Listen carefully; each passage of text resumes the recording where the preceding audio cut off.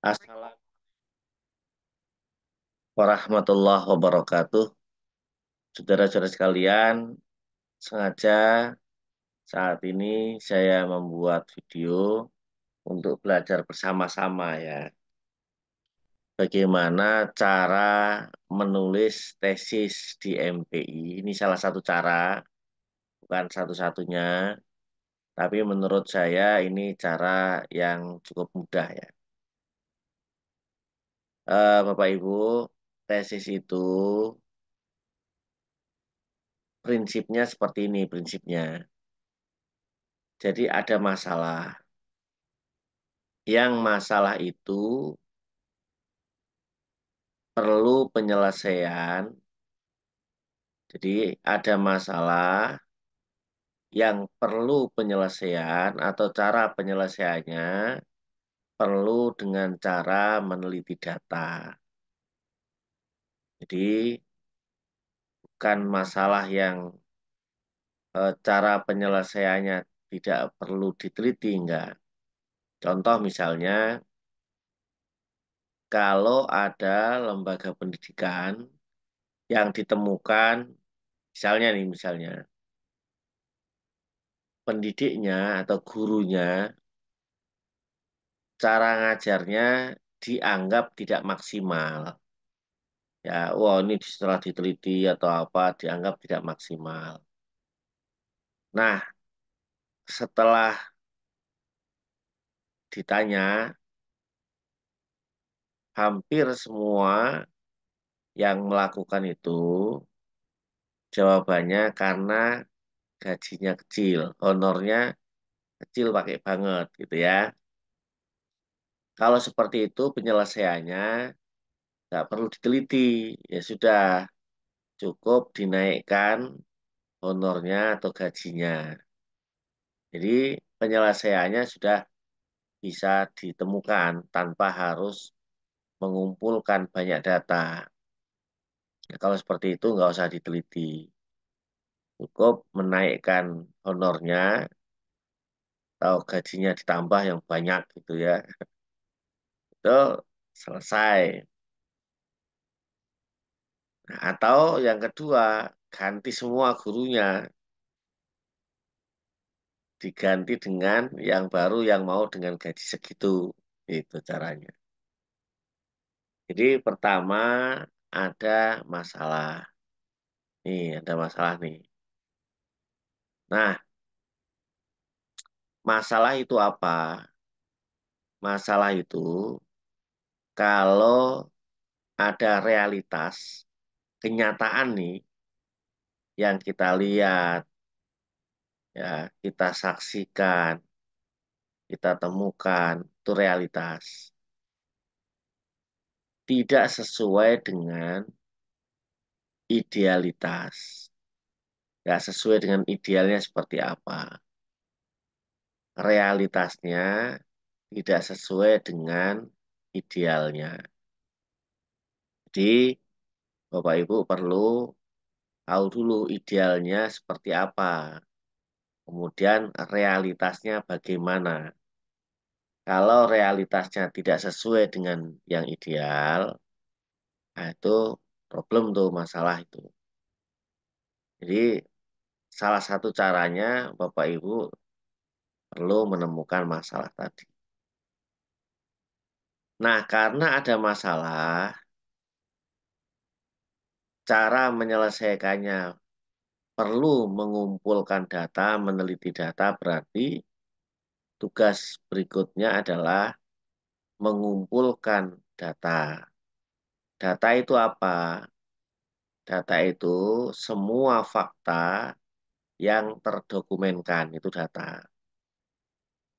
Jadi, data itu semua fakta yang terdokumenkan. Nah, kalau ada apapun bentuknya, apapun ya, entah itu tulisan, entah itu misalnya wawancara, terus dibuat transkripnya atau wawancaranya direkam, Setelah direkam ditranskrip, ya, ditulis. Nah, semua jadi data atau melihat misalnya mengamati. Hasil pengamatannya ditulis. Atau misalnya menemukan apapun yang terkait. Misalnya pembelajaran itu bisa jadi di capture, di foto, terus daftar hadirnya. Kalau kita menyebut biasanya absennya itu, ya daftar hadirnya. Catatan-catatan itu semua bisa menjadi data. Nah, itu dikumpulkan tuh semua, dikumpulkan, ya, datanya dikumpulkan, terus dilihat, ya, setiap data yang terkumpul ini dilihat, datanya valid atau tidak. Dalam penelitian kualitatif, valid itu kalau datanya sesuai fakta. Misalnya, mencatat mata kuliah tertentu. Catatannya, ya, hasil dari perkuliahan itu. Ya, itu valid. Atau misalnya ada 3 orang, diambil gambarnya, di capture di foto, hasil fotonya, ya 3 orang yang difoto tadi itu namanya valid. Jadi datanya sesuai fakta.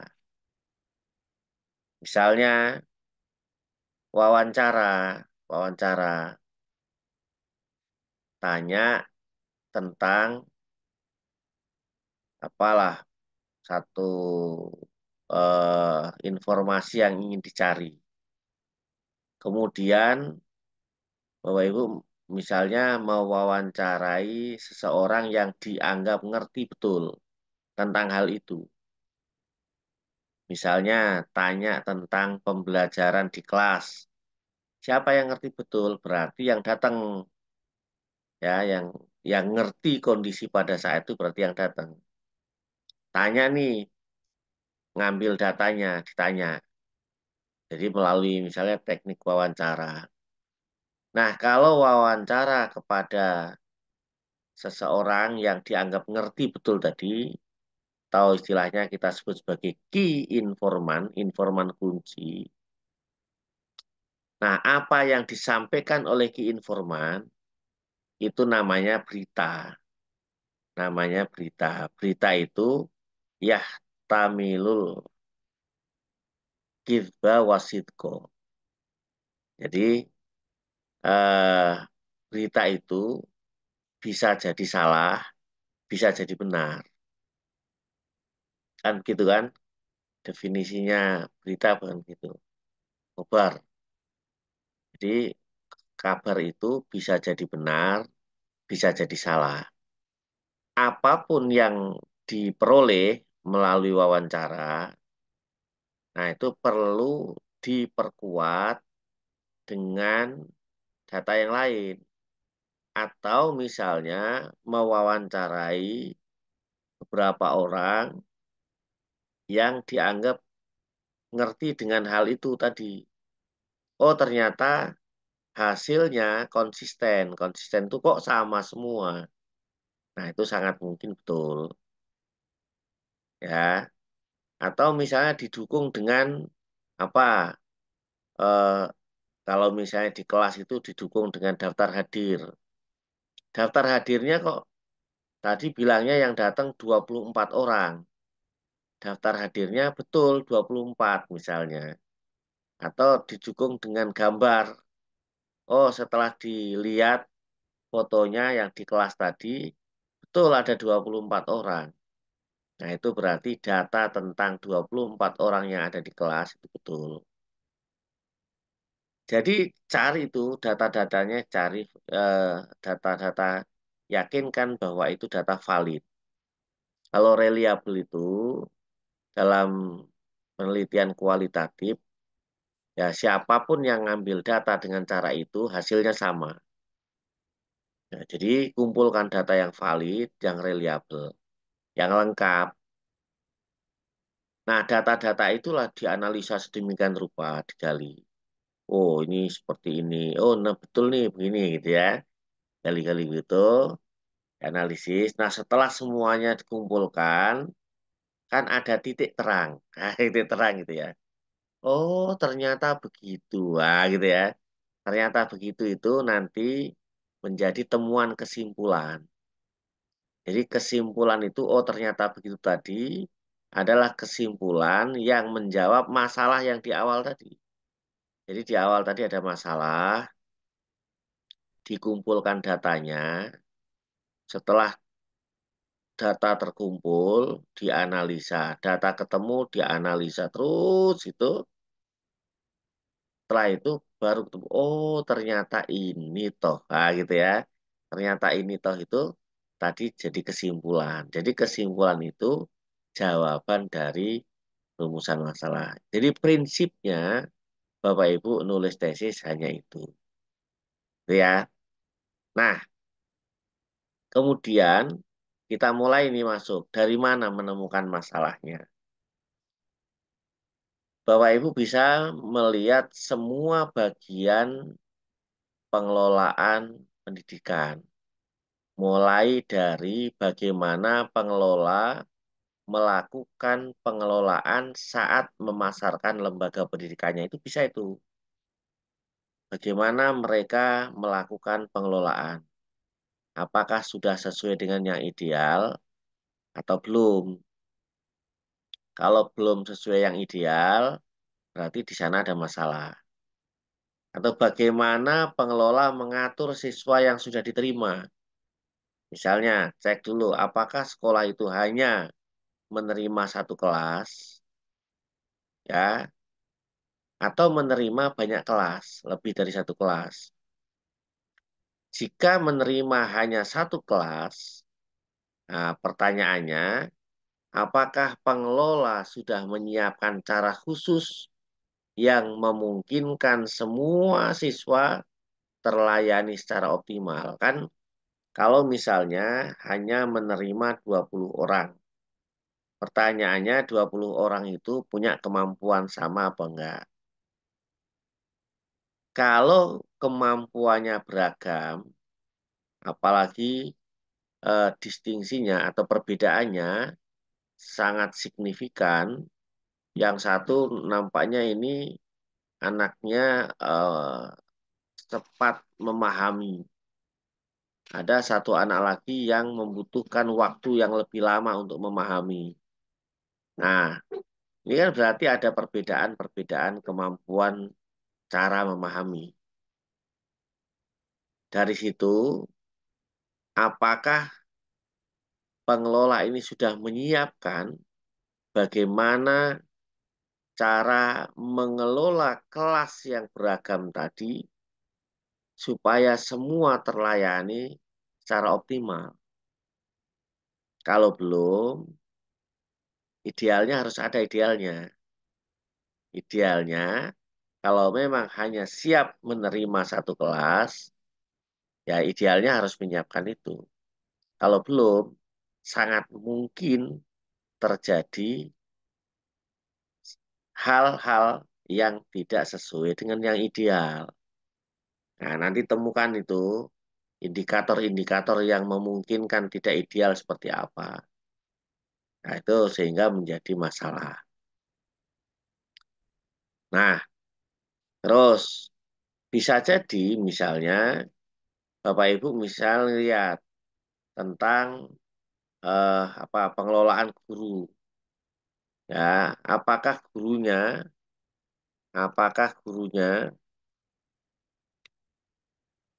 ya sudah dikelola secara optimal, ya secara maksudnya begini, pengelolaan mulai dari penerimaan.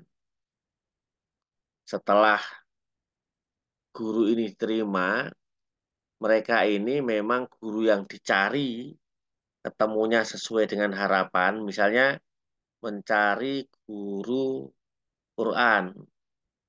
Nah, pengennya guru Quran yang betul-betul hafal, hafalannya mungkin gitu ya,